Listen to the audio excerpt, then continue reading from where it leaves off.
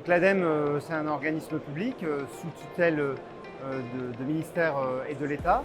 Et notre fonction, c'est d'accompagner les développements de la transition écologique et de l'hydrogène en particulier, mais parmi toutes les autres solutions de la transition écologique. Et donc d'accompagner les développements soit d'innovation, mais aussi de déploiement de l'hydrogène dans les territoires, les réalisations concrètes.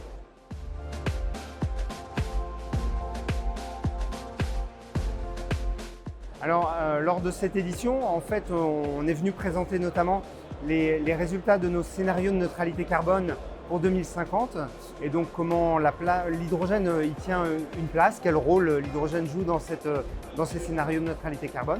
On y présente aussi des résultats de travaux récents, notamment l'impact climatique de l'hydrogène bleu et puis aussi nos dispositifs de soutien à l'innovation, nos appels à projets pour développer des démonstrateurs, des améliorations technologiques sur la chaîne hydrogène.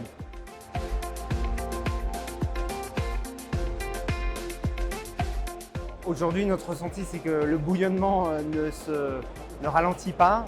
Au contraire, il y a vraiment un bouillonnement de projets, d'activités et que notamment des acteurs publics, mais surtout économiques, des entreprises qui veulent investir et réaliser des choses.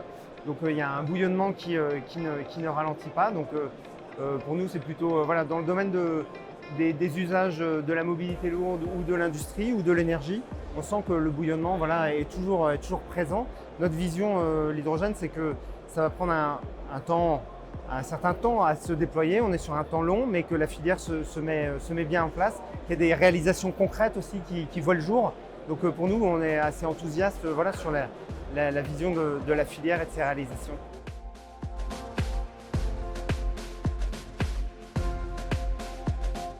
Ah oui, c'est vraiment un événement important, ne serait-ce que pour se voir, pour se rencontrer. Bon, voilà, on sort aussi de 3 ans de Covid et de situations un peu compliquées.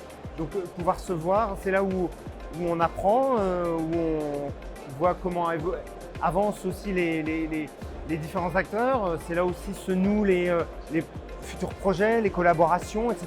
C'est là où nous, on se rend aussi disponible vis-à-vis des acteurs.